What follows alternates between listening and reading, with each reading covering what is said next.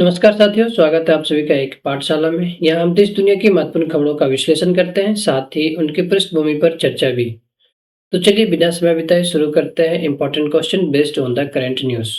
तो आज का पहला क्वेश्चन है, what is the name of the AI enabled text voice to text meeting summarization tools launched by the ministry of Panchayati Raj. Panchayati Raj मंत्रालय के द्वारा लॉन्च किए गए AI enabled voice to text आवाज को टेक्स्ट में परिवर्तित करने वाला मीटिंग समराइजेशन टूल्स का क्या नाम है? तो इसका नाम है सभासार। तो आपको कमेंट बॉक्स में ये भी बताना है कि who is the minister of Panchayati Raj.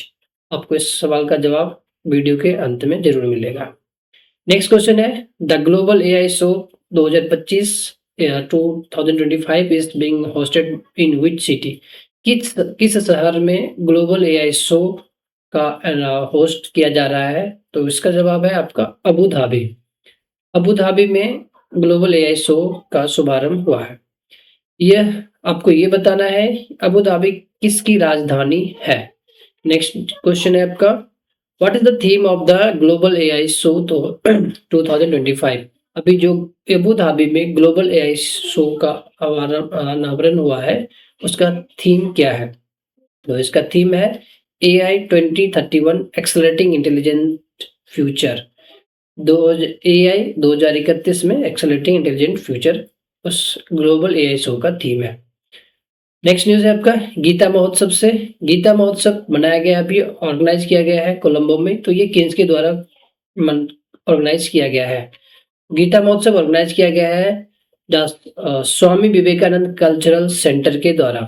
Swami Vivekananda cultural centre के द्वारा गीता महोत्सव कोलंबो में मनाया गया है। कोलंबो श्रीलंका की राजधानी है। तो आपको श्रीलंका के बेस्ड करंट न्यूज़ बताने हैं, जैसे कि श्रीलंका में अभी साइक्लोन आए हैं, तो साइक्लोन का क्या नाम है और उस साइक्लोन से निपटने के लिए मानव की सहायता के लिए इंडिया ने एक ऑपरेशन लॉन्च किया। उस ऑपरेशन का नाम क्या है? इस क्वेश्चन का आंसर आपको वीडियो के लास्ट में जरूर मिलेगा। चलिए नेक्स्ट क्वेश्चन देखते हैं। नेक्स्ट क्वेश्चन है आपका, इंडियन कोस्ट गार्ड ने एक शिप का अनावरण किया है, डिप्लॉयमेंट कर दिया है गल्फ का, overseas deployment to gulf countries. उस शिप का क्या नाम है? उस शिप का नाम है ICG ship Sarthak. ICG full form Indian coast guard. Indian coast guard की शिप है, Indian coast guard ship Sarthak launch किया गया है। नेक्स्ट क्वेश्चन की तरफ बढ़ते हैं। अब इस तरह की लॉन्च शिप किए जा रहे हैं, तो इंडिया का क्या कमिटमेंट है, किस विजन के तहत ये कर रहा है? तो उस विजन का नाम है सागर। सागर का फुल फॉर्म है SAGAR and growth for all in the region. SAGAR full form है security and growth for all in the region. इसी के तहत अभी जिस शिप का अनावरण किया गया है वो भी इसी मिशन का, इसी विजन का हिस्सा है। नेक्स्ट है इंटरनेशनल दंगल। फर्स्ट इंटरनेशनल दंगल शुरू होने जा रहा है जम्मू एंड कश्मीर में। तो ये कहाँ होगा, किस स्टेडियम में होगा? उस स्टेडियम का नाम पूछा गया है। तो ये होगा मौलाना आजाद स्टेडियम जम्मू में। मौलाना आजाद जम्मू स्टेडियम में फर्स्ट इंटरनेशनल दंगल होने जा रहा है। नेक्स्ट न्यूज है आपका, what is the theme of this year's human rights day observance organised by the national. अभी ह्यूमन राइट डे मनाया जाता है 10 दिसंबर को। तो बताना है कि इस साल की ह्यूमन राइट्स डे का थीम क्या है, और साथ ही साथ आपको कमेंट बॉक्स में ये बताना है कि universal declaration of human rights day, human rights को इंडिया ने कब साइन किया था। तो इस साल की थीम आपको यही मिल जाएगी, कब साइन किया था इसका वीडियो के लास्ट में आंसर मिलेगा। तो इस साल की थीम है human rights our every essential, our everyday essential. Next step का, in which category did Ajit Kumar Das of West Bengal wins the शिल्प गुरु अवार्ड फॉर 2023? किस कैटेगरी में अजीत कुमार दास कहाँ के हैं? वेस्ट बंगाल के हैं। इनको शिल्प गुरु अवार्ड 2023 के लिए नामित किया गया है। तो कौन सी कैटेगरी में? तो यह है हैंड पेंटेड टेक्सटाइल कैटेगरी में अजीत कुमार दास को वेस्ट बंगाल के हैं, उन्हें अवार्ड दिया गया है। नेक्स्ट न्यूज है आपका, doctor शिवामा from Andhra Pradesh received the Silp Award for 2023 in which category?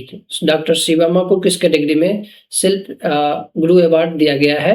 तो वो है लेदर पपेट चमड़े का कठपुतली बनाने की कैटेगरी में, उस कैटेगरी में डॉक्टर शिवम्मा को दिया गया। आपको कमेंट में बताना है वेस्ट बंगाल एंड आंध्र प्रदेश के कैपिटल क्या है, उनके गवर्नर कौन है और उनके सीएम कौन है। इसका आंसर आपको वीडियो के लास्ट में जरूर मिलेगा। नेक्स्ट है आपका सुभाष अरोड़ा जो हरियाणा के हैं, उनको भी शिल्प गुरु अवार्ड 2024 के लिए सम्मानित किया गया है। तो उनको किस कैटेगरी में किया गया है? इनको किया गया है मेटल क्राफ्ट कैटेगरी में। आपको हरियाणा के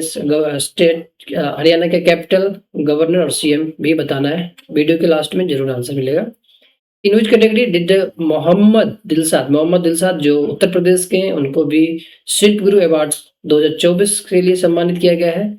इनको किस कैटेगरी में किया गया? इनको किया गया है वुड क्राइविंग के लिए, वुड लकड़ी पे नक्काशी की कैटेगरी के लिए इन्हें सम्मानित किया गया। मोहम्मद दिलसाद, उत्तर प्रदेश के एक राजधानी, सीएम एंड गवर्नर का नाम कमेंट में जरूर लिखिए।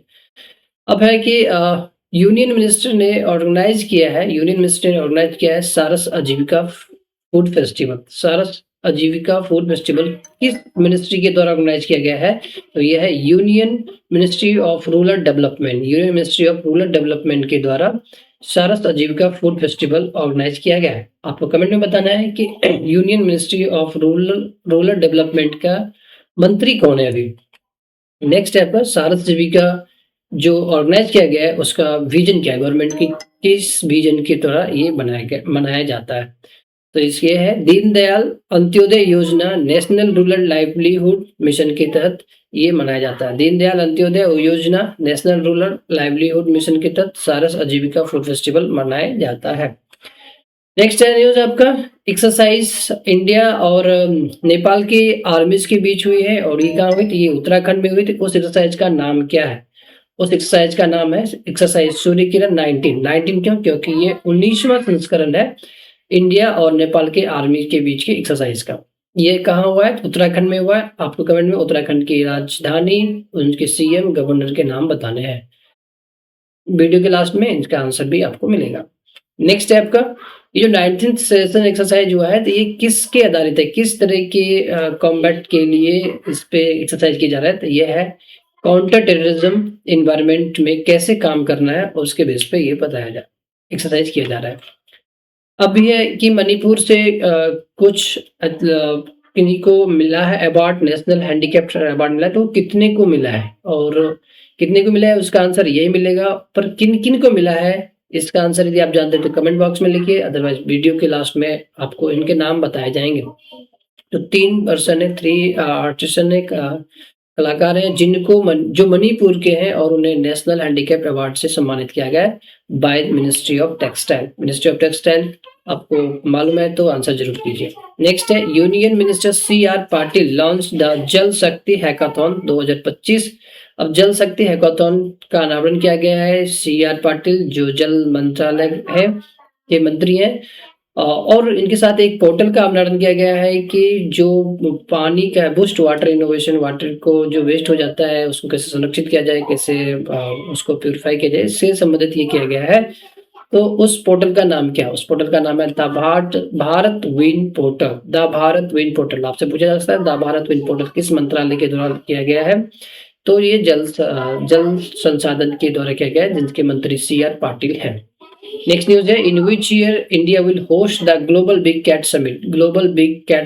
द इंटरनेशनल बिग अलायंस के तहत ग्लोबल बिग समिट का को इंडिया कब होस्ट करने जा रहा है? तो इंडिया अपना प्यारा भारत 2026 में करने जा रहा है। नेक्स्ट हम देखेंगे जो भी क्वेश्चन आपसे पूछा गया उस प्रश्नों का आंसर। तो सबसे पहले पूछा गया था कि कौन है मिनिस्ट्री ऑफ पंचायती राज के मंत्री कौन है? तो अपना राजीव रंजन सिंह है। आपसे पूछा गया था अबू धाबी किसकी राजधानी है? तो यूनाइटेड अरब अमीरात की राजधानी अबू धाबी है। श्रीलंका के बारे में पूछा गया था कि श्रीलंका में अभी कौन से साइक्लोन आए हैं और उस साइक्लोन से निपटने के लिए श्रीलंका को भारत की तरफ से किस ऑपरेशन के तहत मदद दी जा रही है? तो ऑपरेशन सागर बंधु नाम है और साइक्लोन का नाम साइक्लोन दित्वा है।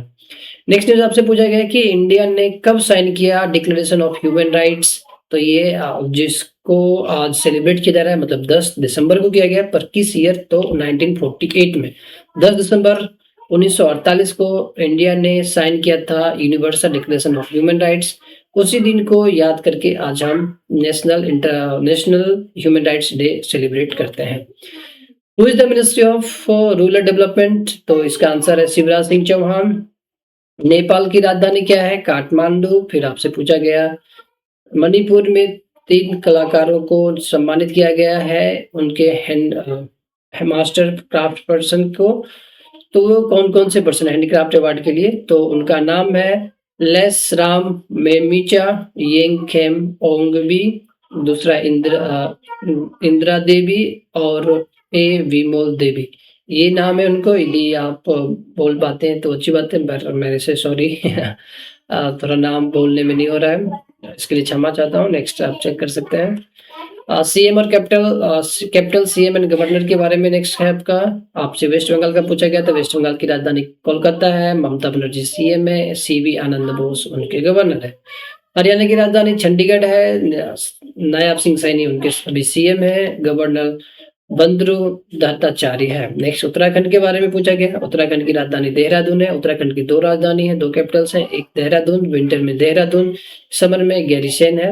सीएम पुष्कर सिंह धामी है। गवर्नर लेफ्टिनेंट गुरमीत सिंह है। नेक्स्ट मणिपुर की राजधानी इम्फाल है। सीएम एन वीरेंद्र सिंह है। गवर्नर अजय कुमार भल्ला। आंध्र प्रदेश की राजधानी अमरावती है। सीएम एन चंद्रबाबू नायडू है और governor justice S Abdul Nazeer हैं। ये रिटायर्ड है, इनको वहाँ के गवर्नर बनाया गया है। तो ये थे आज के ये थे करंट न्यूज़ के बेस पे कुछ इंपॉर्टेंट क्वेश्चंस। उम्मीद है कि आपको ज़रूर नया लगा होगा, रिवीजन हुआ होगा। तो देखते रहिए, आगे बढ़ते रहिए।